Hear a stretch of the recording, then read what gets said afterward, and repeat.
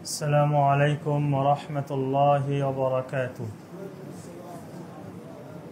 إن الحمد لله والصلاة والسلام على رسول الله وعلى آله وصحبه ومن تبعهم بإحسان إلى يوم الدين.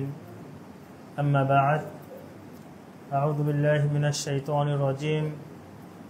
واتقوا يوما ترجعون فيه إلى الله ثم توفى كل نفس ما كسبت وهم لا يظلمون. ঐতিহ্যবাহী স্কুল এবং দাওয়া সেন্টার এসিডি স্কুল কর্তৃক আয়োজিত আজকের এই ধারাবাহিক দার্সের সম্মানিত উপস্থিতি, আল্লাহ তাআলার শুকরিয়া জ্ঞাপন করছি। রব্বুল আলামিন এখন পর্যন্ত আমাদের তিনি জীবিত রেখেছেন। এখন পর্যন্ত তিনি সেই সমস্ত মানুষদের অন্তর্ভুক্ত করেন নাই আজকে যাদের মৃত্যু হয়েছে, আহত হয়েছে, বিভিন্ন সমস্যার সম্মুখীন হয়েছে। আল্লাহ আমাদেরকে হেফাজত করেছেন এই মহা বিপদ থেকে। এজন্য আল্লাহ তাআলার শুকরিয়া জ্ঞাপন করছি, আলহামদুলিল্লাহ। দরুদ ও শান্তি বর্ষিত হোক সাইয়্যিদুল আউয়ালিন ওয়াল আখিরিন নবী মুহাম্মদুর রাসূলুল্লাহ সাল্লাল্লাহু আলাইহি ওয়াসাল্লামের প্রতি। আল্লাহুম্মা সাল্লি আলাইহি আল্লাহুম্মা বারিক আলাইহি। আকাশে যখন প্রচণ্ড মেঘ হতো এবং কালো আকার ধারণ করত, নবী মুহাম্মদুর রাসূলুল্লাহ সাল্লাল্লাহু আলাইহি ওয়াসাল্লাম অত্যন্ত ভীত সন্ত্রস্ত হতেন এবং তিনি সাহাবাদেরকে বলতেন, সাহাবাগণ, এই বাতাস দিয়েই অনেক জাতিকে আল্লাহ তাআলা ধ্বংস করেছেন। আজকের যে ঘটনা ঘটেছে, কোনো ঈমানদার, কোনো মুমিন এরপরে আল্লাহমুখী না হয়ে থাকতে পারে না। অনেক মুরব্বী বলেছেন যে আমার জীবনে আমি এত লম্বা সময় ধরে ভয়াবহ ভূমিকম্প আমি দেখিনি। যে আল্লাহ তাআলা এই বিশাল আসমান এবং জমিনের তিনি মালিক এবং তার হাতেই সকল ক্ষমতার উৎস। পৃথিবীকে যেভাবে ইচ্ছা তিনি পরিচালনা করেন। যারা বলছেন যে কোনো কারণে পৃথিবী প্রাকৃতিক নিয়মে এদিক সেদিক হয়, আসল বিষয়টি এরকম নয়। ভূমিকম্প, চন্দ্রগ্রহণ, সূর্যগ্রহণ, এগুলোর মাধ্যমে আল্লাহ তাআলা মানুষকে এটি বোঝাতে চান পুরো বিশ্ব জাহান আল্লাহ তাআলার নিয়ন্ত্রণে। এখানে প্রাকৃতিক নিয়মে একভাবেই চলবে, কোনো চেঞ্জ হবে না, বিষয়টি এরকম নয়। এবং আল্লাহ সুবহানাহু ওয়া তাআলা যেভাবে ইচ্ছা তার রাজ্যকে তিনি চালাতে পারেন। আজকের ঘটনা আমাদের জন্য শিক্ষণীয়। আমরা দার্সের শুরুতেই দোয়া করছি রব্বুল আলামিন যেন আমাদের তাওহীদ নিয়ে, বিশুদ্ধ আকীদা নিয়ে কবরে যাওয়ার তৌফিক দান করেন এবং এই সমস্ত গজব, বিপদ, আপদ থেকে আল্লাহ যেন আমাদের পরিবারের সকলকে হেফাজত করেন। আল্লাহুম্মা আমিন। আমরা ধারাবাহিক আলোচনা করছিলাম কিতাবুত তাওহীদ থেকে এবং আমরা মোটামুটি বেশ কিছু আলোচনা করেছি। আজকে আমাদের আলোচনার বিষয়, আল্লাহ তাআলা বলেছেন, আয়ুশরিকুনা মা লা ইয়াখলুকু শাইআন ওয়া হুম ইখলাকুন। তারা কি এমন জিনিসকে ডাকে, এমন জিনিসকে আল্লাহর সাথে অংশী স্থাপন করে যারা সৃষ্ট, যাদেরকে আল্লাহ সৃষ্টি করেছেন, অথবা মানুষ যাদেরকে বানায়। লা ইস্তাতিউনা নাসরান লাহুম নাসরা ওয়ালা আনফুসাহুম ইয়ানসুরুন। এরা নিজেরাও নিজেদের সাহায্য করতে পারে না এবং অন্যকেও সাহায্য করতে পারে না। আজকে নবী মুহাম্মদ রাসূলুল্লাহ সাল্লাল্লাহু আলাইহি সাল্লাম হুদায়বিয়ার সন্ধি যেখানে হয়েছিল, সেখানে তিনি ফজরের সালাত আদায় করলেন। আদায় করার পর বললেন, সাহাবাগণ, তোমরা কি জানো আজকে কিছু মানুষ সকাল করেছে মুশরিক হয়ে, আর কিছু মানুষ সকাল করেছে তাওহীদবাদী হয়ে। কিছু মানুষ আল্লাহর সাথে অন্য কিছু অংশী স্থাপন করেছে। সাহাবাগণ বলেন, আল্লাহ রাসূল সাল্লাল্লাহু আলাইহি সাল্লাম, এটি কিভাবে? তিনি বললেন, যারা আজকে আকীদা পোষণ করে গত রাত্রে বৃষ্টি হয়েছে অমুক নক্ষত্রের কারণে, তারা আল্লাহর সাথে ওই তারকাকে সাদৃশ্য দিয়ে তারা শিরিক করেছে। আর যারা বলেছে বৃষ্টি হয়েছে একমাত্র আল্লাহ তাআলার দয়া এবং তার রহমতে, কেবলমাত্র তারাই হলো তাওহীদবাদী, তাওহীদপন্থী। আজকের ঘটনাও একই অবস্থা। এই ঘটনার পরেও দেখবেন যে হাজার হাজার মানুষ মুশরিকে পরিণত হয়ে যায়। কিছু কিছু মানুষ আগামীকাল হয়তো পত্রিকা আসবে, প্রাকৃতিক দুর্যোগ, ঢাকা শহরে এই হয়েছে, এমন হয়েছে। আমরা সেটা বিশ্বাস করি না যে প্রাকৃতিক দুর্যোগ, এখানে আল্লাহর কোনো হাত নাই। এই পেপার পত্রিকা বা আপনি নিউজ বলেন, যেটি বলেন না কেন, এর মাধ্যমে শত শত মুসলিম আজকে মুশরিক হয়ে যাবে। আজকে ঘটনার পরিপ্রেক্ষিতে যারা মুমিন, যাদের ঈমান মজবুত, তাওহীদ মজবুত, তারা এটি বিশ্বাস করবে সকল কিছুর ক্ষমতার একমাত্র উৎস মালিক আল্লাহ সুবহানাহু ওয়া তাআলা। তিনি যেভাবে ইচ্ছা তার রাজ্যকে যেভাবে ইচ্ছা তিনি পরিচালনা করতে পারেন, কারো কোনো হাত নেই। মাটির স্তর সরে গিয়েছে, এই হয়েছে, সে হয়েছে, এগুলো সবই হলো বিজ্ঞানীদের ব্যাখ্যা। মূল কথা হচ্ছে যেটা আমাদের কিছু না একজন বলেছেন, সাহাবী ইমরান বিন হোসেন থেকে বর্ণিত, তিনি বলেন, নবী মুহাম্মদুর রাসূলুল্লাহ সাল্লাল্লাহু আলাইহি সাল্লাম বলেছেন, লা তাকুনুন্না ফি হাযিল উম্মতি খাসফুন ওয়া মাসখুন ওয়া কাযফুন। আল্লাহ তাআলা এই উম্মতে মুহাম্মাদের মধ্যে 3 ধরনের শাস্তি দিবেন। অন্য উম্মতকে পাপের কারণে আল্লাহ তাআলা সম্পূর্ণ ধ্বংস করে দিয়েছেন। এই উম্মত নবীর দোয়ার বরকতে তারা সম্পূর্ণ ধ্বংস হবে না, কিন্তু তাদের মধ্যে আল্লাহ তাআলা 3 ধরনের শাস্তি দিবেন, খসফুন ওয়া মাসখুন ওয়া কাযফুন। একটি হলো ভূমিকম্প হবে, মাসখুন চেহারা নষ্ট হয়ে যাবে, 3 নম্বর হচ্ছে পাথরের বৃষ্টি হবে, শিলা বৃষ্টি হবে। আল্লাহ বলেছেন এই 3টি শাস্তি হবে, এই 3টি অপর 3টি পাপের কারণে। ওয়াযালিকা ইযা শারাবুল খুমুর, যখন তারা মদ এবং মদ জাতীয় জিনিস পান করবে। এটি আপনার বাড়িতে থাকতেই পারে না, একদম থাকতে পারে না। কোনো নেশাদার দ্রব্য আপনার পরিবারে কোনোভাবেই আপনি এলাও করবেন না। সেটি জর্দাও হতে পারে, সেটি সিগারেটও হতে পারে, মদ তো অনেক পরের কথা। ইদা শারাবুল খুমুর ওয়াত্তাখাযুল কায়নাত, অনুষ্ঠান শুরুর পূর্বে বা বিভিন্ন সময় যারা গায়ক গায়িকাকে ভাড়া করে নিয়ে এসে অনুষ্ঠান করে। আগে আসতো ইন্ডিয়ান, এখন আসতো পাকিস্তানি, আমাদের দেশে একই কাজ। 3 নম্বর ওয়াযারাবু বিল মাআজিফ, এবং যারা ঢাক ঢোল পিটাবে, বাদ্যযন্ত্র বাজাবে, যেগুলো না হলে কোনো মাজারে ওরস হয় না। এই 3টা পাপের কারণে আল্লাহ তাআলা উম্মতের মধ্যে 3টা শাস্তি দিবেন। তার মধ্যে একটা শাস্তি হলো ভূমিকম্প হওয়া। অর্থাৎ ভূমিকম্প হওয়া এটা আমাদের হাতের কামাই। আপনি ফিরে যান আল্লাহর দিকে, অন্তত আমি বলছি না রাষ্ট্র ঠিক করেন, অনেক কঠিন। এখন রাষ্ট্র ঠিক করা অনেক কঠিন। আমি চাই আপনি ঠিক হন, আপনার পুরো ফ্যামিলিকে, পরিবারকে আপনি ঠিক করেন। সবাই কাজ করতে পারলে ইনশাল্লাহ সবকিছু হয়ে যাবে। এই 3টা অপরাধ যেন আপনার ফ্যামিলিতে না থাকে। মোবাইলে গান শোনা, বাদ্যযন্ত্র শোনা, তবলা, হারমোনি, এগুলো এই যা কিছু আছে, পান জাতীয় আপনার বিশেষ করে জর্দা, সিগারেট, এই বিষয়গুলো ফ্যামিলি থেকে সম্পূর্ণ দূর করতে হবে যদি আযাব এবং গজব থেকে আপনি বাঁচতে চান।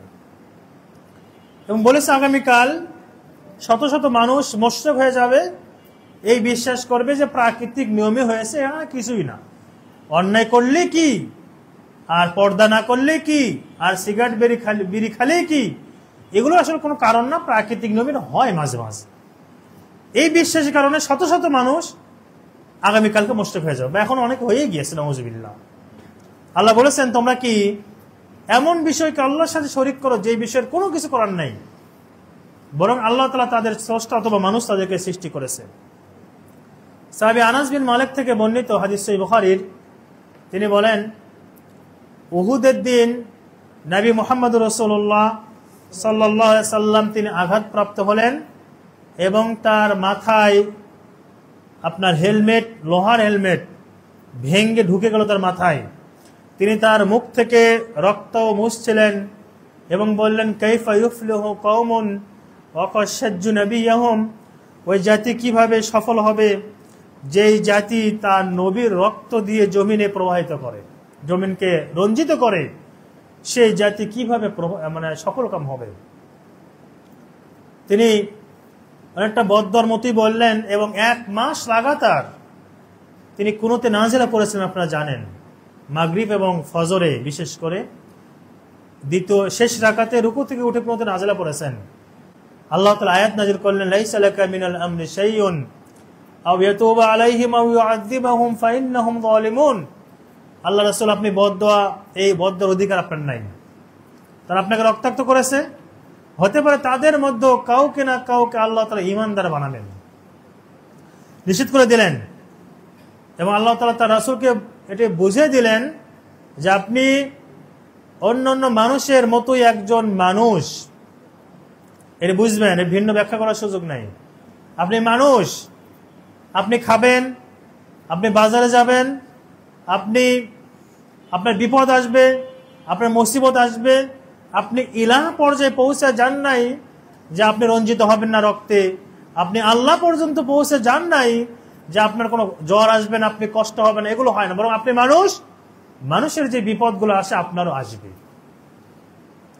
আল্লাহ রাসূল সাল্লাল্লাহু আলাইহি সাল্লাম সাফা পাহাড়ে উঠলেন, উঠে তিনি মক্কার কুরাইশদের একত্রিত করলেন, একত্রিত করে বললেন যে আমি যদি তোমাদের সংবাদ দেই পাহাড়ের পেছনেই শত্রু দল আছে, তোমরা কি স্বীকার করবে, বিশ্বাস করবে?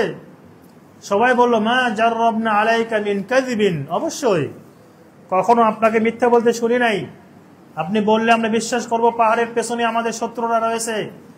আল্লাহ রাসূল বললেন, ইন্নী লাকুম নাযীরুম মুবিন, আমি তোমাদেরকে জাহান্নামে সতর্ক করছি, তোমরা জাহান্নাম থেকে বাঁচো। এরপর তিনি তার চাচা আব্বাসকে বললেন, হে আব্বাস, রাসূলের চাচা, দুনিয়াতে যদি কিছু চাওয়ার থাকে চেয়ে নাও, লা উগনি আনকা মিনাল্লাহি শাইআ, পরকালে আমি তোমার জন্য কিছু করতে পারবো না। আল্লাহ রাসূল তার ফুফি সফিয়াকে ডাকলেন, ইয়া সফিয়া আম্মাতা রাসূলিল্লাহ, হে রাসূলের ফুফি সফিয়া, দুনিয়াতে যদি কিছু চাওয়ার থাকে আপনি চেয়ে নেন, পরকালে আমি আপনার জন্য কিছু করতে পারবো না। তিনি তার কলিজার টুকরা ফাতেমাকে ডাকলেন, ডেকে বললেন, ইয়া ফাতিমা সালিনি মিন মালি মা শি'তি ওয়াল্লাহি লা উগনি আনকি মিনাল্লাহি শাইআ, হে আমার কলিজার টুকরা ফাতিমা, দুনিয়াতে যদি কিছু চাওয়ার থাকে চেয়ে নাও, পরকালে আমি তোমার জন্য কিছুই করতে পারবো না যদি তোমার ঈমান তোমাকে এগিয়ে না দেয়। আজকে ভূমিকম্প আমাদের অনেক কিছু শিক্ষা দেয়। এর ভিডিও আমি দেখলাম, হঠাৎ করে চোখে পড়ল, বাবা সন্তানকে রেখে দোকানের ভিতর দৌড় দিয়েছে, মানে ভূমিকম্প শুরু হয়েছে, বাবা দৌড়, সন্তান, ছোট সন্তান, এরকম ছোট ছোট সন্তানকে রেখে দৌড় দিয়েছে। আমার তো তখন সাথে সাথে কিয়ামতের কথা মনে হলো, যে আল্লাহ বলেছেন, ইয়া আইয়ুহান নাসু তাকু রাব্বাকুম ইন্না যালযালাতাস সাআতি শাইউন আযীম, হে মানুষেরা ভয় করো তোমাদের রবকে, তোমাদের আল্লাহকে, এবং জেনে রাখো কিয়ামতের প্রকম্পন হবে মহা বড় প্রকম্পন। যেদিন মা তার সন্তানকে ভুলে যাবে, গর্ভধারিণী মা কখন গর্ভপাত করবে টেরি পাবে না। আল্লাহ বলেন, হে রাসূল, আপনি মানুষকে দেখবেন পাগল প্রায়, ওমা হুম বিসুকারা ওয়ালাকিন আযাবাল্লাহি শাদীদ, কিন্তু আসলে তারা পাগল নয়, কেউ নেশাগ্রস্ত নয়, কিন্তু আল্লাহ তাআলার শাস্তি এত ভয়াবহ যেই কারণে তারা দিক বিদিক তার সরাসরি করছে। আমাদের একজন মুরব্বি বললেন, আজকের ভূমিকম্পে আমার মাথা ব্যথা শুরু হয়ে গেছে। কতটুকু হয়েছে? কতটুকু হয়েছে? কিছুই হয় নাই। যেদিন পাহাড়গুলো আপনার তুলার মতো উঠতে থাকবে, এই জমিনকে চেঞ্জ করে আল্লাহ তাআলা নতুন জমিন নিয়ে আসবেন, আকাশগুলো ভেঙে পড়বে, সূর্য কোথায় আসবে বলে আপনারা জানেন, সেই দিনের প্রস্তুতি আমাদের কোথায়? আমি আপনাদের কাছে একটা অনুরোধ রাখবো, সেটি হলো অন্তত আজকের পর থেকে হারাম বর্জন করুন। হারাম বর্জন করুন, যতটুকু আল্লাহ দিয়েছে সেখানে বরকত খোঁজার চেষ্টা করুন, এবং এখন ওয়াদা করুন আল্লাহর সাথে আমার দ্বারা কখনোই শিরক এবং বেদাত কখনোই হবে না। আজকের এই অবস্থা যদি আমার মৃত্যু হতো, আমি বাড়িতে ফোন দিয়েছি, আমাকে অনেক জায়গাতে ফোন দিয়েছে আত্মীয় স্বজনরা, কি অবস্থা, আছেন কিনা, বেঁচে আছেন কিনা, সমস্যা হয়েছে কিনা।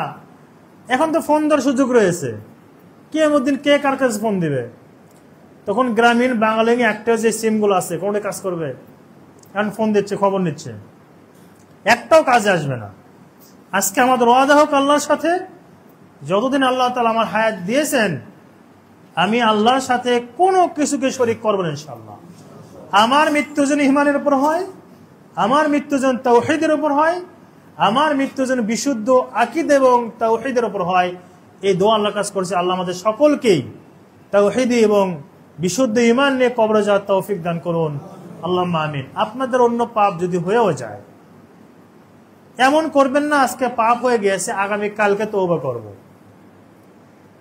বৃষ্টি হওয়ার আগে সংবাদ দেয় যে আগামীকাল বৃষ্টি হবে, হতে পারে, তো ভূমিকম্পর সংবাদ কোথায়?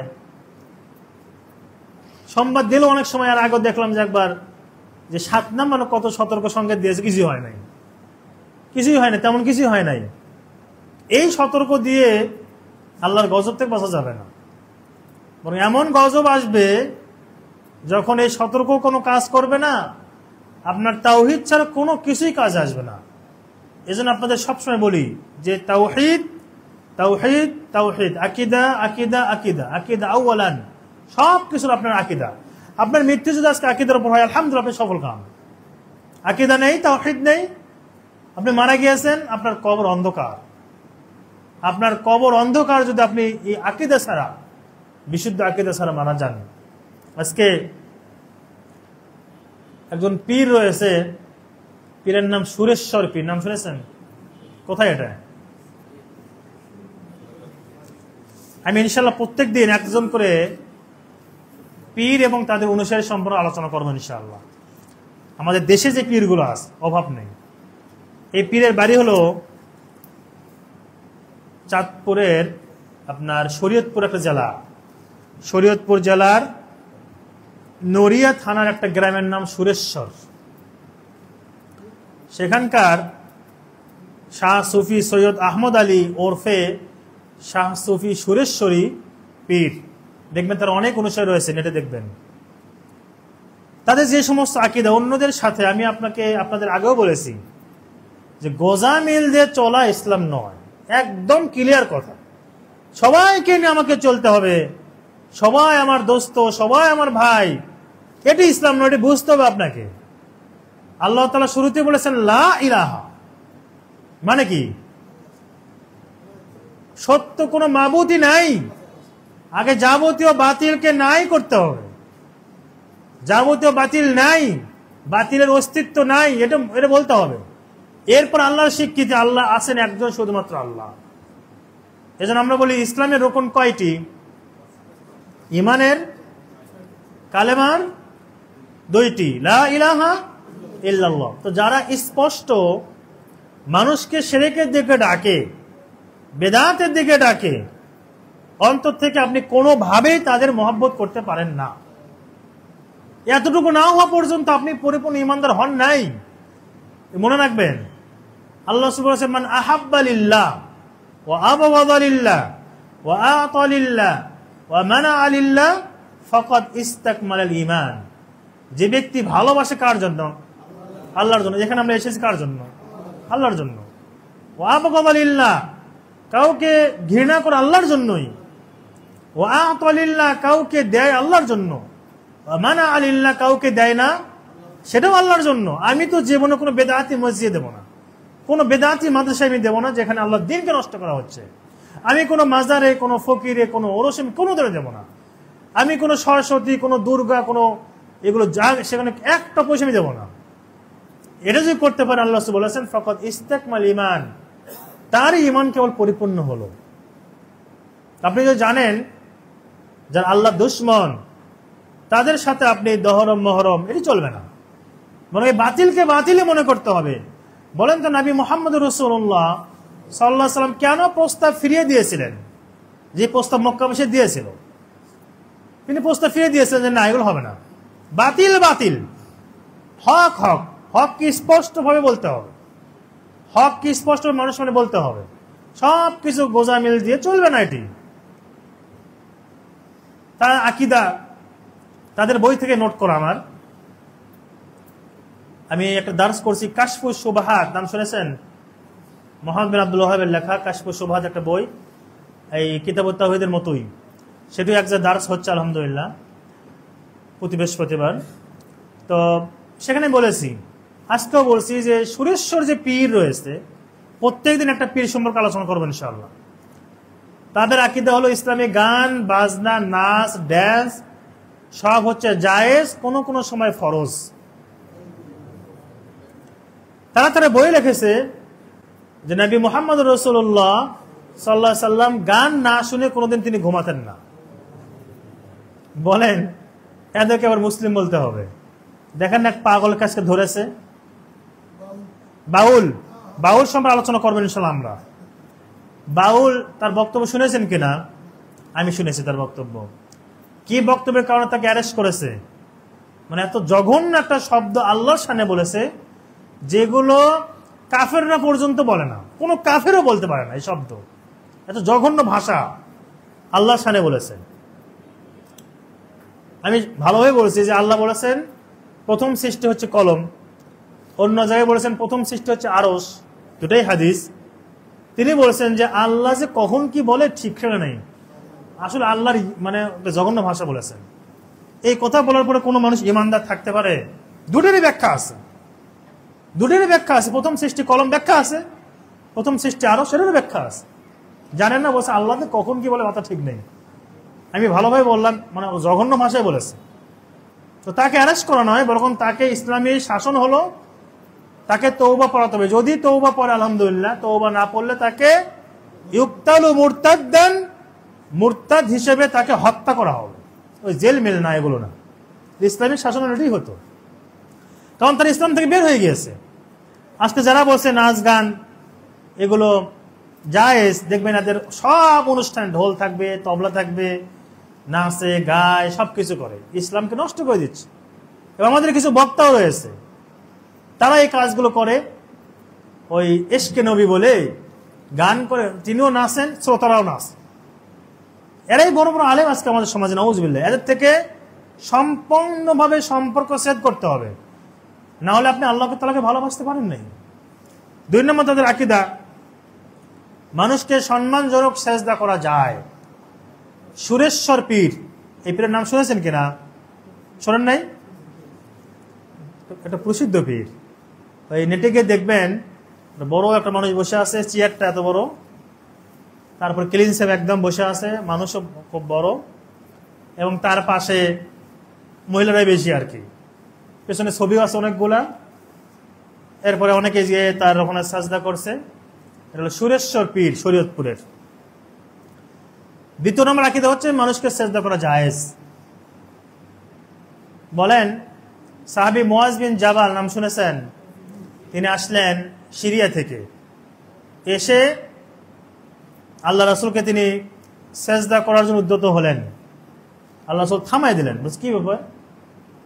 তিনি বলছেন, আল্লাহ রাসূল আমি গিয়েছিলাম সিরিয়ায়, সেখানে দেখেছি সিরিয়ার মানুষেরা তাদের রাজা বাদশাকে সম্মান করে, ওয়া আনতা আহাক্কু বিহি মিনহুম, আর আপনি তো তাদের চেয়ে সেজদা পাওয়ার হকদার বেশি। আল্লাহ রাসূল বলেন, লা তাফআলু ফালাউ কুনতু আমুরান আহাদান আন ইয়াসজুদা লিগায়রিল্লাহ লা আমারতুল মারআতা আন তাসজুদা লিজাওজিহা। যদি আমি কাউকে অনুমতি দিতাম সেজদা করার জন্য, তাহলে মহিলাদেরকে বলতাম স্বামীকে সেজদা করো। এটি অনুমতি আমি দেই নাই।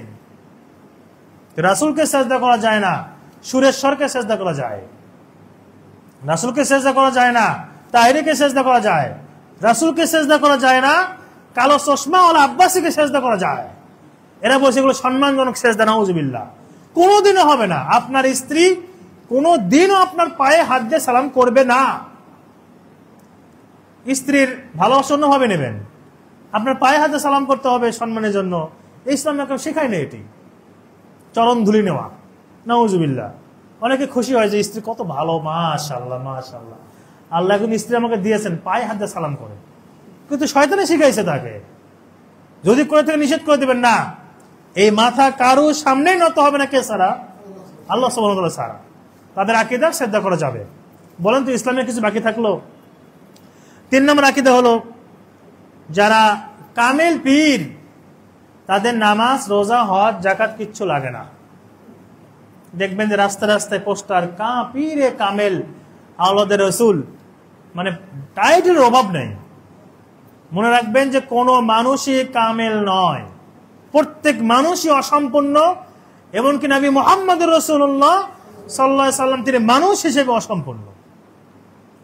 ওহির বিষয় বাদ দিয়ে মানুষ বলছি।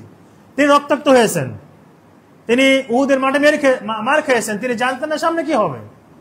এখানে আমাদের পীর হয়ে গেছে পীরে কামেল, মানে একদম কামালতে পৌঁছে গেছে, নামাজ রোজা কিচ্ছু লাগবে না। এরা কিছু আসে সুফিদের মধ্যে, তাদের নামাজ লাগবে না। নবী সাল্লাল্লাহু আলাইহি ওয়াসাল্লাম শেষ পর্যন্ত নামাজ পড়েছেন, অন্যান্য নবীদের নামাজ পড়তে হয়েছে, আর এরা নবীদের চেয়ে এত কামেল হয়ে গেছে, নামাজ রোজা কিচ্ছু লাগে না। এরা আমাদের ভাই কিভাবে হবে, এরা আমাদের বন্ধু কিভাবে হয়, এবং এরা মুসলিমে কিভাবে থাকে। এবং 4 নম্বর আকীদা হচ্ছে নবী মুহাম্মদ রাসূলুল্লাহ সাল্লাল্লাহু আলাইহি ওয়াসাল্লাম তিনি গায়েব জানেন। নাউজুবিল্লাহ। গায়েবের মালিক একমাত্র কে? এই আকীদাগুলো মনে হচ্ছে খুব সহজ জিনিস না।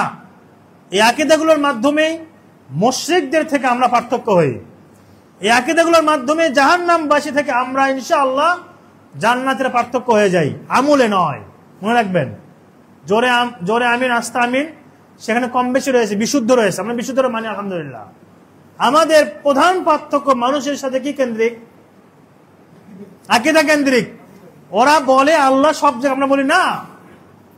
ওরা বলে আল্লাহ তাআলা দুনিয়ার আসমানে নেমে আসেন, আমরা বলি নেমে আসে, হাদিস সহিহ বুখারীর।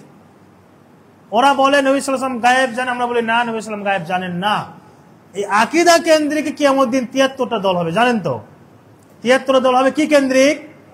আকীদার ভিত্তিতে। তার মধ্যে 72 কাতারা যাবে জাহান্নামে, 1 কাতারা যাবে জান্নাতে। সেটা হলো আল্লাহ রাসূল বলেছেন, মা আনা আলাইহিল ইয়াউম ওয়া আসহাবি, আমি এবং আমার সাহাবাগণ যে আকীদার উপর রয়েছি, যারা সেই আকীদা পোষণ করবে তারা সেই একটি দল হবে। আল্লাহ তাআলা আমাদের তাদের অন্তর্ভুক্ত করুন, আল্লাহুম্মা আমিন। সর্বশেষ এই সুরেশ্বর নামও দেখছেন, সুরেশ্বর গ্রামের নাম এটি। তার আকীদা হচ্ছে আরো জঘন্য। আহমদ কে? এটা কার নাম? আল্লাহ রাসূলের একটা নাম, তাই না? আহমদ। আহমদ এবং আহাদ, আহাদ কে? আল্লাহ। তারা বলছে আহমদ এবং আহাদ এই দুটার মাঝে কোনো পার্থক্য নাই। যিনি আহমদ তিনি আহাদ, যিনি আহাদ তিনি আহমদ। নাউজুবিল্লাহ।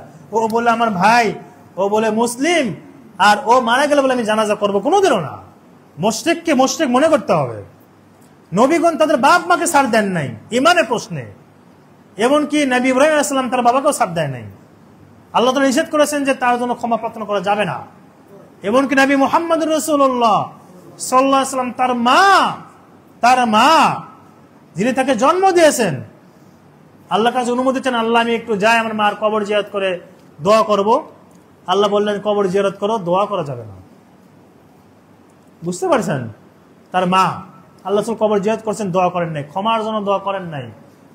মানে আল্লাহর প্রশ্নে আল্লাহর চেয়ে বেশি মহব্বত কাউকে আমরা করতে পারি না। এজন্য যারা শিরিক করে, যারা বেদাত করে, তাদের সাথে আমাদের একাকার হয়ে যাওয়া এটি কোনো ভালো ইমানদার, পরিপূর্ণ ইমানদারের কাজ নয়। মুশরিকদের নজরই দেখতে হবে, কাফেরদেরকে কাফিরে মনে করতে হবে, হিন্দুদেরকে চিরস্থায়ী জাহান্নামী মনে করতে হবে, ইহুদিদেরকে মনে করতে হবে, খ্রিস্টানদের মনে করতে হবে, বৌদ্ধদের মনে করতে হবে, জৈনদের মনে করতে হবে, কনফুসিয়াস যারা আছে তাদের মনে করতে হবে। সাথে সাথে কবর মাজার যারা পূজা করে এদেরকেও মুশরিক মনে করতে হবে তওবা না করা পর্যন্ত। না হলে আপনি ওদের সাথেও তাল মিলান, ওরাও আমার ভাই, কোনোদিনও হতে পারে না, কারণ তারা লা ইলাহা ইল্লাল্লাহর শর্ত আপনি পালন করতে পারেন নাই। আজকের যে ঘটনা, আজকে আমাদের আলোচনার যদি একটা বিষয় এটি হয় যে আল্লাহ যেন আমাদেরকে তাওহীদের উপর মৃত্যু দেন, যথেষ্ট যথেষ্ট। এবং আপনারা জানেন তো, প্রত্যেক তাওহীদবাদী তাদেরকে জাহান্নাম থেকে কি করা হবে? বের করা হবে। কোন তাওহীদবাদী মুমিন যাদের আকীদা ঠিক আছে, যদি অন্য পাপের কারণে জাহান্নামে যায়ও, জাহান্নামে চিরস্থায়ী হবে না, আলহামদুলিল্লাহ।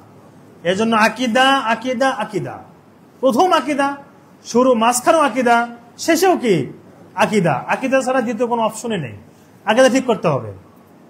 সাহাবী নওয়াজ বিন সামান থেকে বর্ণিত, তিনি বলেন নবী মুহাম্মদ রাসূলুল্লাহ সাল্লাল্লাহু আলাইহি ওয়াসাল্লাম বলেছেন, ইজা আরাদাল্লাহু আইয়ুহা বিল আমরি তাকাল্লামা বিল ওয়াহী। আল্লাহ তাআলা যখন কোনো বিষয়ে ফয়সালা করতে চান তখন তিনি কথা বলেন। এর মনে রাখবেন, যদি বিষয়টা একটু জটিল হবে হয়তো বুঝাতে বা বুঝতে, সেটি হলো যে আল্লাহ তাআলা সব কাজ করে খালি হয়ে আসেন এমন নয়। কথা বুঝতে পারছেন কিনা? যে আল্লাহর কাজ করা শেষ, ব্যাস আল্লাহ তাআলা এখন অবসর আছেন, নাউজুবিল্লাহ। মানে হাদিসে আসছে, মান ক্বালা সুবহানাল্লাহ গুরিসা লাহু নাখলাতুন ফিল জান্নাহ।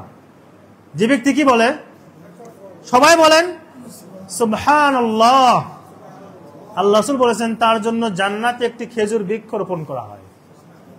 সুবহানাল্লাহ। তাহলে আপনি এখন সুবহানাল্লাহ বলবেন, গাছ কি হবে? তার মানে কি আল্লাহ তাআলা কাজ থেকে শেষ, আর কোনো কাজ নাই? আল্লাহ তাআলা কাজে রত, এটা হাদিস বললাম। আয়াত হলো কুল্লা ইয়াউমিন হুয়া ফি শান। আলহামদুলিল্লাহ, মুখস্থ আছে আপনাদের যে আল্লাহ তাআলা সব সময় তিনি কি কাজে রত। আলহামদুলিল্লাহ। আজকের ভূমিকম্প কি, এটা কার কাজ? নাকি বিজ্ঞানীরা বোমা পারমাণবিক না কি বলে, আপনি ভালো জানেন। আল্লাহর কাজ। আল্লাহ তাআলা সবসময় কাজে রত, কুল্লা ইয়াউমিন হুয়া ফি শান। জি, তো আপনি সুবহানাল্লাহ বলবেন, আপনার জন্য গাছ রোপণ করা হবে না হয়েছে? হবে, হবে। জান্নাত পরিপূর্ণভাবে আছে, কিন্তু জান্নাত কি শোভা বর্ধন করা হয়নি, প্রতিনিয়ত কি করা হয়? আরো চাকচিক্য করা হয়। জান্নাত তৈরি নাই এমন নয়, জান্নাত তৈরি করা আছে, কিন্তু সেখানে নিয়ামত আরো আল্লাহ তাআলা কি করেন? প্রতিনিয়ত বাড়ান। এজন্য আল্লাহ তাআলা সবসময় কাজে রত। আল্লাহ তাআলা যখন কোনো বিষয় ফয়সালা করেন তখন তিনি ওহীর মাধ্যমে কথা বলেন। যখন তিনি কথা বলেন, হাদিসে এসেছে, সেই হাদিস পড়ে মুমিনদের অন্তর বিগলিত হয়, কেঁপে ওঠে। আখাযাতিস সামাওয়াতু মিনহু রাজফাতান। আল্লাহ যখন কোনো কথা বলেন, সাত আসমান ভয়ে থরথর করে কাঁপে। সাত আসমান কি জানেন তো? আজকে জমিন একটু কেঁপে গেছে, মাথা কারো ঠিক নেই, কারো মাথা ব্যথা শুরু হয়ে গেছে, কেউ সন্তানকে রেখে দৌড় দিয়েছে, বাসায় ফোন দিয়েছে, বলছে ফ্রিজ নাকি নড়াচড়া করতেছে। আরেকজন বাথরুমে কাপড় মানে কাচতেছিল, তো উনি উল্টে পড়ে গেছেন। এই যে অবস্থাগুলো হয়েছে মানুষের, একটা ক্ষুদ্র জিনিস আসমান কি আমরা বলেছি এখানে, দুনিয়া থেকে প্রথম আসমানের দূরত্ব কত বছরের রাস্তা? 500 বছরের রাস্তা। বিজ্ঞানের আসমানে গিয়েছে? কোথায় গিয়েছে? চাঁদেই না গিয়েছে। ও চাঁদ তো সবচেয়ে এখানে। এরপর কত আপনারা ভালো জানেন, সূর্য, কত গ্রহ রয়েছে, তার কত উপরে আসমান, এবং প্রত্যেক আসমান ফেরেশতা দ্বারা সংরক্ষিত, সেটা কেউ যেতে পারবে না। প্রথম আসমান থেকে দ্বিতীয় আসমানের দূরত্ব কত? 500 বছরের রাস্তা। আবার এইভাবে কয় আসমান? 7 আসমান। 7 আসমানের উপরে আবার 500 বছরের রাস্তা। এরপর রয়েছে হলো সাগর, সেই সাগরের উপরে আবার 500 বছরের রাস্তা। এরপর রয়েছে কুরসি, তার উপরে আরশ, যে আমরা যে বলি সিদরাতুল মুনতাহা, এর উপরে আল্লাহ সুবহানাহু ওয়া তাআলা রয়েছেন, এবং আরশ হলো সকল সৃষ্টির ছাদ। আরশের উপরে কোনো সৃষ্টি নাই। আল্লাহ যখন কথা বলেন, এবং প্রত্যেক আসমানের পুরুত্ব মোটা 500 বছরের রাস্তা। মোটা বুঝলেন কিনা? পুরুত্ব ঘন, মানে হ্যাঁ। এই আসমানগুলো আল্লাহ যখন কথা বলেন, এই আসমানগুলো ভয়ে থরথর করে কাঁপতে থাকে। আমরা তো মানে এমন অবস্থা হয়েছে আমাদের, আমি মাঝে মাঝে আশ্চর্য হই। আজকের এই ঘটনা বলেন তো কয়জনের মনে দাগ কেটেছে? এমন কয়জন নিয়ত করেছে আজ থেকে আমি বিশুদ্ধ আকীদা শিখব, হারাম কাজ করব না, আমার সন্তানদেরকে পর্দায় রাখবো, নামাজি বানাবো, শিরক করব না? কয়জন এই ওয়াদা করেছে? বরং মানুষেরা অনেক গাফেল। সর্বপ্রথম আসমানবাসীরা যখন আসমানে যে ফেরেশতা রয়েছে তারা সব বেহুশ হয়ে পড়ে যায়, সর্বপ্রথম যিনি মাথা উঠান তিনি হলেন জিবরাইল আলাইহিস সালাম। অন্য ফেরেশতাও তারপরে মাথা উঠায়। উঠানোর পরে ফেরেশতারা বলে, মাযা ক্বালা রাব্বুনা, আমাদের রব কি বললেন? তখন জিবরাইল আলাইহিস সালাম বলে, ক্বালাল হক, তিনি সত্য বলেছেন, ওয়া হুয়াল আলিয়্যুল কাবীর, আল্লাহ তাআলা সুমহান এবং সবচেয়ে বড়। এই কথা শুনে ফেরেশতারা প্রকম্প শুরু হয়ে যায় তাদের। আল্লাহ যখন কোনো আদেশ করেন আকাশে। আজকে আমাদের দেখবেন নামাজের শুরুতে আমরা আল্লাহু মানে আল্লাহ সবচেয়ে বড়। আমাদের অনুবাদগুলো করেছে যে আল্লাহ শ্রেষ্ঠ, আল্লাহ মহান, এই অনুবাদগুলো করেছে। কাবিরুন মানে কি বলেন তো? সগিরুন মানে কি? সগির সৌদি আরবে কেউ না এখানে? সগির হলো ছোট, কাবির কি? সেটা হচ্ছে আকবার। আকবার মিন কুল্লি শাই, আল্লাহ তাআলা সবচেয়ে বড়। অনুবাদ করতে হবে, কারোর সাথে সাদৃশ্য দেওয়া যাবে না। অনুবাদই আপনি করছেন না, কেমন কথা? যেইভাবে ওয়াসিয়া কুরসিহুস সামাওয়াতি ওয়াল আরদ ওয়ালা ইয়াউদুহু হিফযুহুমা ওয়া হুয়াল আলিয়্যুল আযীম, আল্লাহু লা ইলাহা ইল্লা হুয়াল হাইয়ুল কাইয়্যুম। অর্থ কি বলেন তো?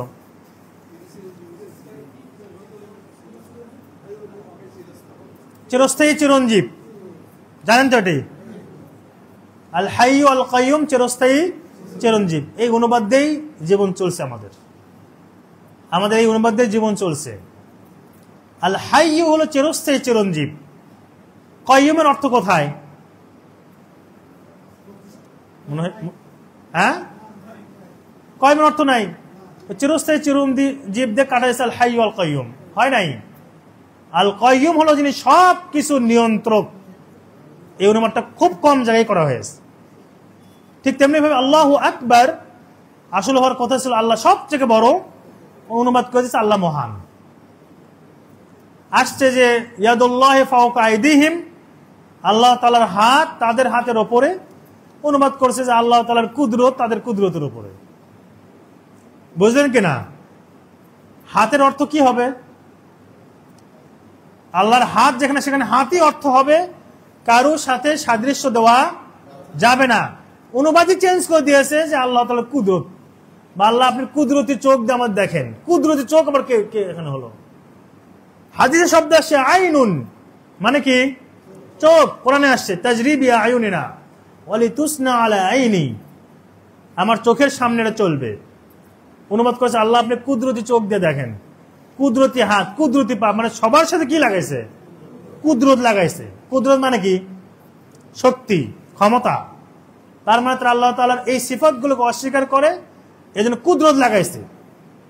বেশিরভাগ বক্তাগুলো দেখবেন অনেক ফেমাস বক্তা, লাখ লাখ মানুষ হয়, আবার শোনা যায় 1 মিলিয়ন মানুষ হয়েছে।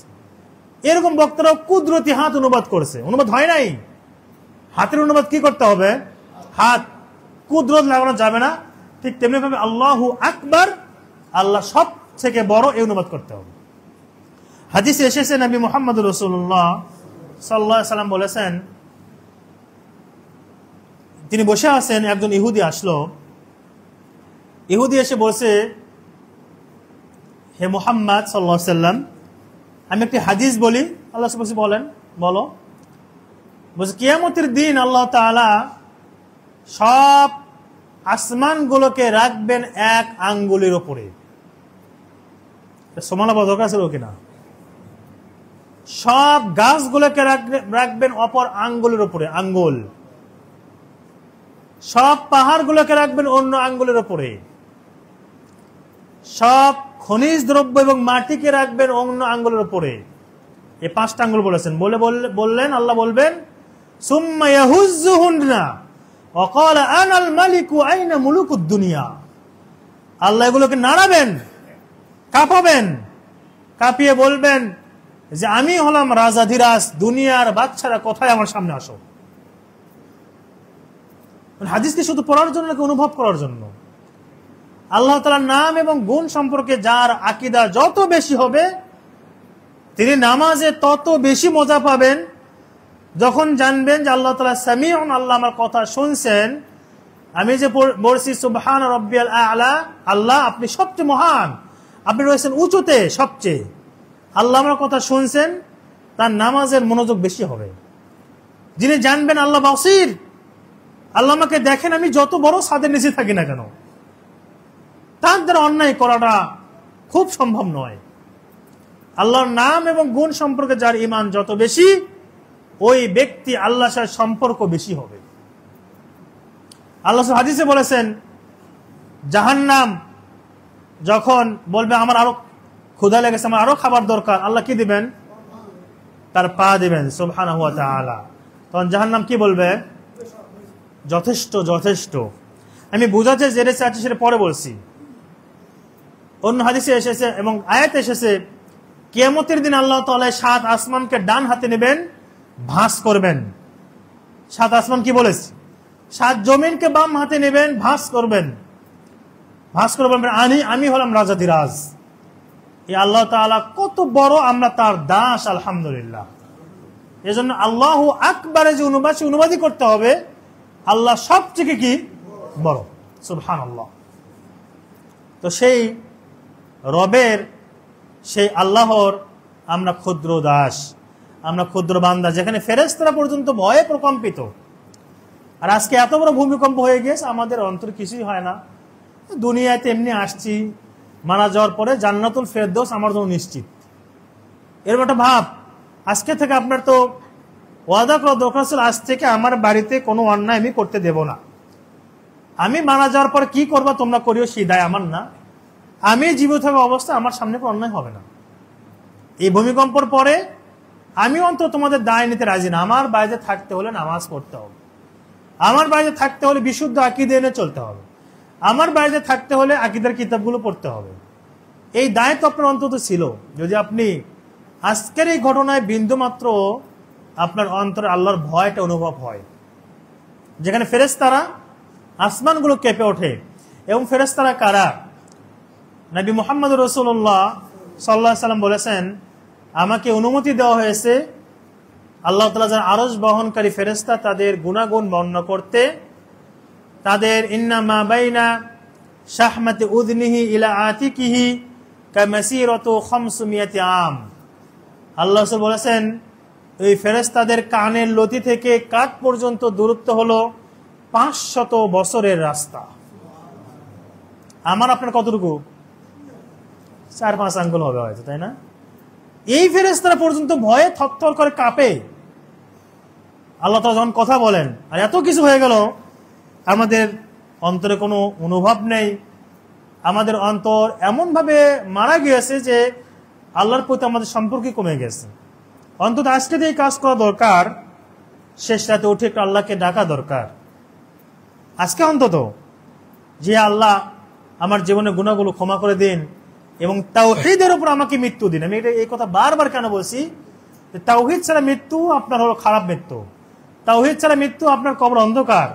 তাওহীদ ছাড়া মৃত্যু আপনি নবী মুহাম্মদুর রাসূলুল্লাহ সাল্লাল্লাহু আলাইহি ওয়াসাল্লাম হাউজে কাউসার পানি পাবেন না। তাওহীদ ছাড়া মৃত্যু আপনার জন্য জাহান্নাম। এজন্য এই দোয়া বারবার করবেন, আল্লাহ মৃত্যু তো হবেই, মৃত্যু যেন তাওহীদের উপরে এবং ঈমানের উপরে হয়। আল্লাহ আমাদের সকলকে ঈমান নিয়ে, তাওহীদ নিয়ে কবরে যাওয়ার তৌফিক দান করুন, আল্লাহুম্মা আমিন। আগামী দার্সে আমরা আলোচনা করব ইনশাআল্লাহ বাবুশ শাফাআ, শাফাআ নিয়ে, সুপারিশের কারণ, সুপারিশের অধ্যায়, কারা কারা সুপারিশ করতে পারবে এবং কি কি কারণে নবী সাল্লাল্লাহু আলাইহি ওয়াসাল্লামের সুপারিশ পাওয়া যাবে, কোন কোন কাজ করলে, সেই বিষয়ে ইনশাআল্লাহ আলোচনা করব। আল্লাহ তাআলা আমাদের সকলকে সঠিক কথাগুলো বলার এবং আমল করার তৌফিক দান করুন। আল্লাহ তাআলা আমাদেরকে ক্ষমা করে দিন। আল্লাহ, আমরা যারা এখানে বসেছি, রব্বুল আলামিন এই চেহারাগুলোকে জান্নাতুল ফেরদৌসের জন্য কবুল ও মঞ্জুর করুন। আমাদের যাবতীয় পাপকে আল্লাহ তাআলা ক্ষমা করে দিন। আমাদের ব্যবসায়, আমাদের রিজিকে আল্লাহ তাআলা রহমত এবং বরকত দান করুন। আমাদের পরিবারে রব্বুল আলামিন প্রশান্তি এবং শান্তি, সুখ শান্তি দান করুন। আমাদের সন্তানগুলোকে রব্বুল আলামিন মানুষের মতো মানুষ করার তৌফিক দান করুন। যাবতীয় হারাম থেকে আল্লাহ আমাদেরকে হেফাজত করুন। আমরা যারা এখানে বসেছি, আল্লাহ রাসূল বলেছেন 7 শ্রেণীর মানুষকে আল্লাহ তাআলা তার আরশের ছায়ায় স্থান দেবেন, যেদিন আল্লাহ তাআলার ছায়া ছাড়া কোনো ছায়া থাকবে না। মানুষেরা রক্ত পূজার মধ্যে হাবুডুবু খাবে। তার মধ্যে ওই শ্রেণীর মানুষ যারা পরস্পরকে ভালোবাসে আল্লাহর জন্য। আমরা যে এখানে বসেছি, আমাদের ভালোবাসা যেন আল্লাহর জন্য হয় এবং এর ওসিলায় যেন রব্বুল আলামিন আমাদেরকে তার আরশের ছায়া দান করেন। আল্লাহুম্মা আমিন। আল্লাহ তাআলা আমাদের সকলকে মক্কা মদিনায় যাওয়ার তৌফিক দান করুন। নবী মুহাম্মদুর রাসূলুল্লাহ সাল্লাল্লাহু আলাইহি সাল্লামের মসজিদে নববীতে সালাত আদায় করার তৌফিক দান করুন। কাবার সামনে সালাত আদায় করার তৌফিক দান করুন।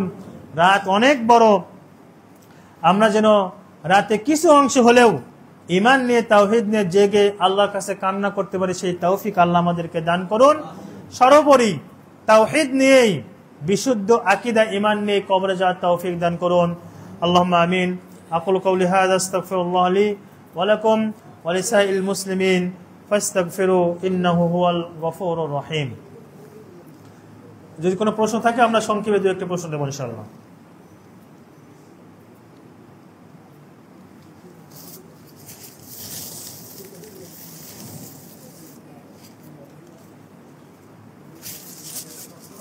জি,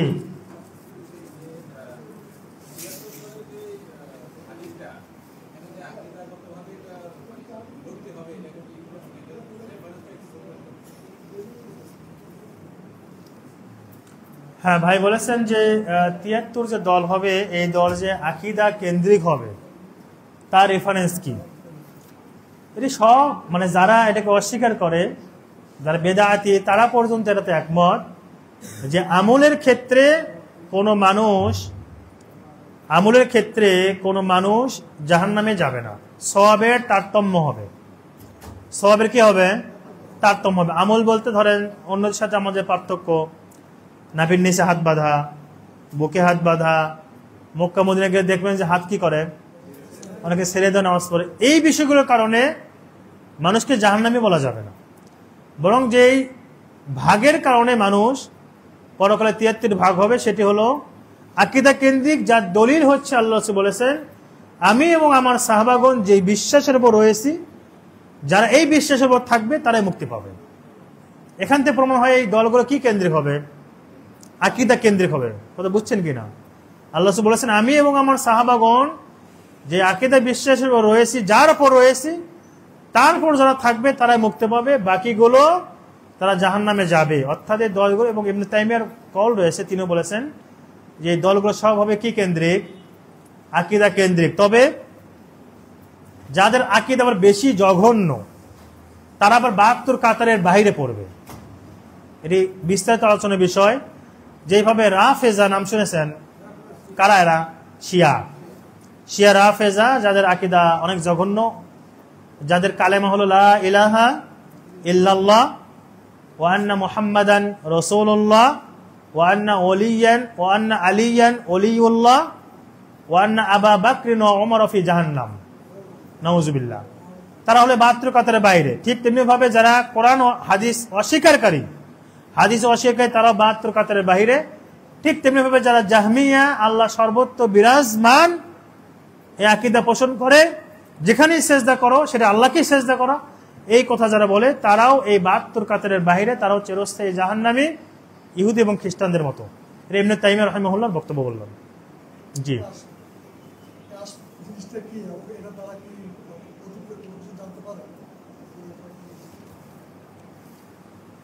হ্যাঁ, একটা হলো কাশফ হচ্ছে কোন জিনিসকে উন্মোচন করা, উদ্ঘাটন করা, জানা। মনে রাখবেন যে নবীদের ছিল মুআজিজা, কি ছিল? আর ভালো মানুষদের কি? এটা আলোচনা করতে হবে একদিন ইনশাআল্লাহ। কারামতকে আমরা বিশ্বাস করি। কারামতকে কি করি? আমরা বিশ্বাস করি। তবে কারামত পাওয়ার জন্য আল্লাহর, তার এবং তার নবীর অনুসারী হতে হবে। ইবনে তাইমিয়া বলেছেন, যদি কোন মানুষকে দেখো সাগরের মাঝে হাঁটছে, হতে পারে। কোন মানুষকে দেখো আগুনে যাচ্ছে, পুড়তে, তার শরীর কিছু হয় না, হতে পারে কোনো মানুষকে দেখছো যে আপনার হাওয়ায় উড়ছে পাখির মতো, হতে পারে। এগুলো কোনোটাই সে ভালো মানুষ প্রমাণ করে না যতক্ষণ না পর্যন্ত তার আমল করার এবং সুন্নাহর সাথে না মেলে। বুঝতে পারছেন কিনা? তো নবীদের ছিল মুআজিজা সত্য, ভালো মানুষদের কি বললাম কারামত সত্য। ওমর বিন খাত্তাব রাদিয়াল্লাহু তাআলার সময় ঘটনা সহিহে প্রমাণিত, মিশরের নীল নদ শুকিয়ে গিয়েছিল, জানেন কিনা? তখন তিনি কি করলেন? চিঠি লিখছিলেন, কারামত সত্য। এখনো দেখবেন যে অনেক কারামত হয় যে আপনার একটা কাজ কোনোভাবেই হচ্ছে না, অনেক সহজভাবে আল্লাহ কাজটা করে দিলেন। এটা আল্লাহ তাআলার পক্ষ থেকে বিশেষভাবে আপনাকে সাহায্য করা। একটা পড়া মুখস্থ করতে লাগে 1 ঘন্টা, দেখবেন 15 মিনিটে মুখস্থ হয়ে গিয়েছে। এটাই হচ্ছে মুমিনের সাহায্য করা আল্লাহর পক্ষ থেকে। আমাদের অনেক ওস্তাদরাও রয়েছেন, জীবিত রয়েছেন, তাহাজ্জুদের যখন সময় হয় জিনরা আসে, জিনরা এসে ওনাকে ঘুরায় দেয় ভাবে, মানে মাথা আছে কিন্তু বালিশ নেই, বালিশ নিয়ে জিন চলে যায়, ডিস্টার্ব করে। কেন? তাহাজ্জুদ পড়ার জন্য। এটা কারামত তার জন্য। তো কারামত সত্য। তো আল্লাহ তাআলা অনেক কিছু মুমিনকে জানিয়ে দিতে পারেন, এটা হলো কাশফ। এই কাশফের জন্য আলাদা কোনো আমল নেই যে আমি ধ্যানে বসবো, কোন ইবাদত করব, আমি গায়েব জানতে পারবো। এগুলো যারা করবে তারা শয়তান অনুসারী। হঠাৎ আল্লাহ তাআলা আপনার অন্তরে কিছু দিতে পারেন, হঠাৎ যে এই কাজটা মনে হয় ভালো আপনি করেন, সেটা আল্লাহর পক্ষ থেকে আপনাকে সাহায্য করা। কিন্তু এই কিছু জানার জন্য আপনার কোনো ইবাদত করা, ধ্যানে বসে থাকা, তারপর আপনি ভবিষ্যৎ কিছু জানবেন, অতীত কিছু জানবেন কোনো আমলের মাধ্যমে, এটি হলো শয়তানের সাহায্য করা। এখানে কারামতের কোনো কিছু নেই। এবং বেশিরভাগ যারা পীরের মুরিদের বিষয়ে তারা এই কাশফ শব্দ ব্যবহার করে, যে কাশফের মাধ্যমে হাকিকত অনেক কিছু জানতে পারেন। আসলে এগুলো হলো শয়তান তাদের জানিয়ে দেয়, বেশিরভাগগুলো মিথ্যা হয়। এগুলোর সাথে ইসলামের বিধানের কোনো সম্পর্ক নেই। বুঝতে পেরেছেন? কাশফ হচ্ছে মানে কোনো কিছুকে উদ্ঘাটন করা। এটি হঠাৎ আল্লাহ তা কাউকে দিতে পারেন, হঠাৎ, যদি ভালো মানুষ হয়। শর্ত হতে কি হতে হবে? ভালো মানুষ হতে হবে। এটার জন্য কোনো ইবাদত করা, এটাকে কোনো মানুষকে বলা উনি কাশফ জানেন, উনি হাকিকত জানেন, এগুলো হলো মানে শয়তানের অনুসারী, আর আল্লাহ তাআলার অনুসারী নয় এরা। এবং কোনো মানুষ ইচ্ছা করলে গায়েব বলতে পারবে না, এটা হলো শিরক। জি বলেন।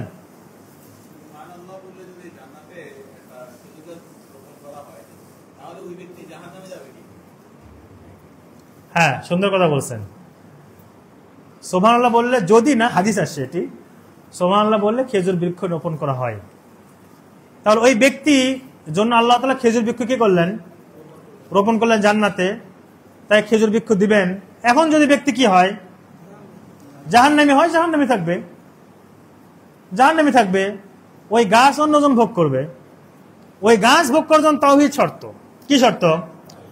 যেরকম দেখেন যে নামাজ, হাদিসে আসছে, হাদিসে আসছে যে ব্যক্তি 5 ওয়াক্ত নামাজ পড়ে তার কি হয়? গুনাহ মাফ হয়ে যায়। হাদিসে আসছে না, গুনাহ ধুয়ে পড়ে। এক ওমরা থেকে অন্য ওমরা পর্যন্ত কি হয়? এর মাঝের গুনাহগুলো মাফ হয়ে যায়। মৃত্যুর সময় বলছে যে ধরেন যে কাফেরের উপরে বা কুফরের উপর মৃত্যু হয়েছে, ওই গুনাহ মোছে কোনো কাজ হবে না। কথা বুঝতে পেরেছেন কিনা? সুবহানাল্লাহ। আল্লাহ বলেছেন যে তার জন্য জান্নাতে একটা খেজুর বৃক্ষ রোপণ করা হয়। ওটা পাওয়ার জন্য শর্ত ইমানি হালতে তাকে মৃত্যুবরণ করতে হবে। মানে বৃক্ষ রোপণ করা হয়েছে বিধায় পেয়ে যাবে এরকম কিছু নয়। পাওয়ার জন্য তার ইমানের উপরে, আকীদার উপরে মৃত্যুবরণ করতে হবে। জি।